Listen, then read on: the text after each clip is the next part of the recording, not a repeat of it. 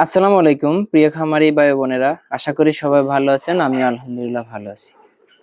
ইদানিং আপনাদের ম্যাক্সিমাম কমেন্টগুলো হচ্ছে যে খামার করে কি আসলে লাভবান, বা ফার্মি মুরগি পালন করে লাভবান, না কোন মুরগি পালন করে লাভবান।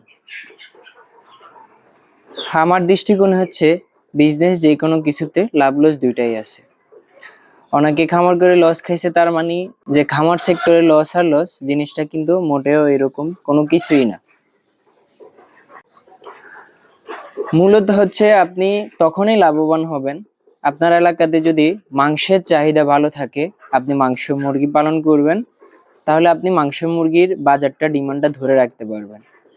আপনার এলাকাতে যদি দেশি মুরগির চাহিদা থাকে মাংস এবং ডিমের, সেক্ষেত্রে আপনি দেশি মুরগি অথবা ফার্মি মুরগি পালন করতে পারেন।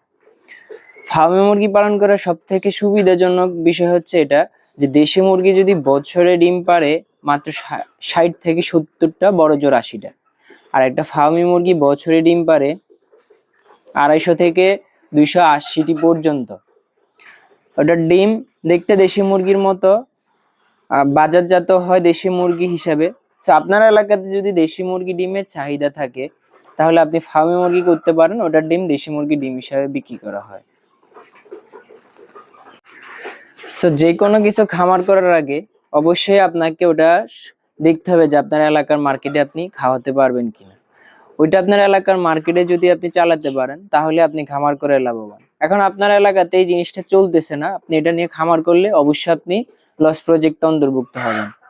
যেমন ধরেন যে আমার এলাকাতে আমি 5000 ফার্মি পালন করলাম, এখন আমি ডিম উৎপাদনে মানে এখানে প্রায় 4000 প্রোডাকশন হচ্ছে আমার, এখন আমি ডিম বিক্রি করতে পারবো সর্বোচ্চ 1000, তাহলে তো আমি বাকিটা কি করব, অনেক হেনস্থ হইতে হইব। সো ওইভাবেই কিন্তু লস প্রজেক্ট গুলা হয়। আপনি আপনার এলাকা ডিমান্ড দেখবেন, আপনার এলাকাতে যেইটার বেশি ডিমান্ড হবে আপনি সেটা নিয়ে কাজ করবেন, আর সেটা নিয়ে কাজ করলে আপনি একজন সফল উদ্যোক্তা হতে পারবেন। তো খামার করে ফেললেই যে লাভবান, জিনিসটা মোটেও কিন্তু এরকম না। খামার করার আগে অনেক কিছু চিন্তা ভাবনা করতে হবে, আপনাকে সব দিক বিবেচনা করেই খামারে নামতে হবে। এখন ম্যাক্সিমাম মানুষ যে আমি টাকা আছে খামার করে পেলি করলেই তো লাভ, তো নামে নাইমা সেল করতে পারে না বা মার্কেট ডিমান্ড ধরে রাখতে পারে না, দেন দিন শেষে লস প্রজেক্ট অন্তর্ভুক্ত হয়, তখন খামার লস। আসলে লাভ লস মিলাই, বিজনেস মানে লাভ লস দুইটাই। তবে আপনি যদি আপনার এলাকাতে দেশি মুরগির হিউজ চাহিদা থাকে ডিমের, তাহলে আপনি ফার্মে মুরগি পালন করতে পারেন। সেটা যেটুকু পরিমাণ আপনি মার্কেটে খাওয়াতে পারবেন, আগে মার্কেটে কথাবার্তা বলবেন পাইকারদের সাথে, ওই পরিমাণ আপনি রেডি করবেন।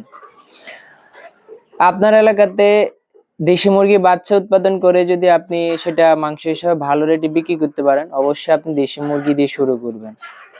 আর আপনার এলাকাতে যদি আপনি মাংসের বাজার মানে যে কালার বার্ড অথবা ব্রয়লার উৎপাদন করে যদি আপনি বিভিন্ন বাজারগুলা ধরতে পারেন বা বাজারে পাইকারদের কাছে দিতে পারেন, মাংসের চাহিদা প্রত্যেক এলাকাতেই আছে, কারো এলাকাতে রেট কম, কারো এলাকাতে বেশি।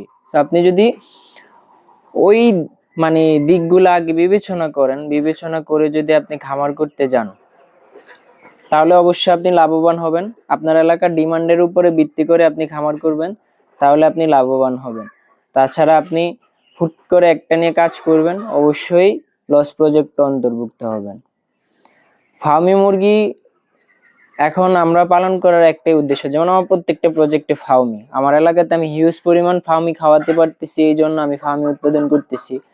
প্লাস আমার ওইরকম চাহিদা আছে অনলাইনে, আমি ওই জন্য ফার্মি উৎপাদন করে ওটা সারা দেশে ছড়িয়ে দিচ্ছি ডিমের জন্য তৈরি করে। এখন আপনার এলাকাতে আপনি ওটা কেমন ডিমান্ড ওইটা দেখে আপনি খামার করবেন।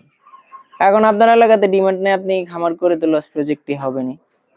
সো খামার করার আগে ভাইবা চিন্তা খামার করবেন, হুট করে একটা করে দিলেই খামারে লাভবান হয়ে যাবেন না।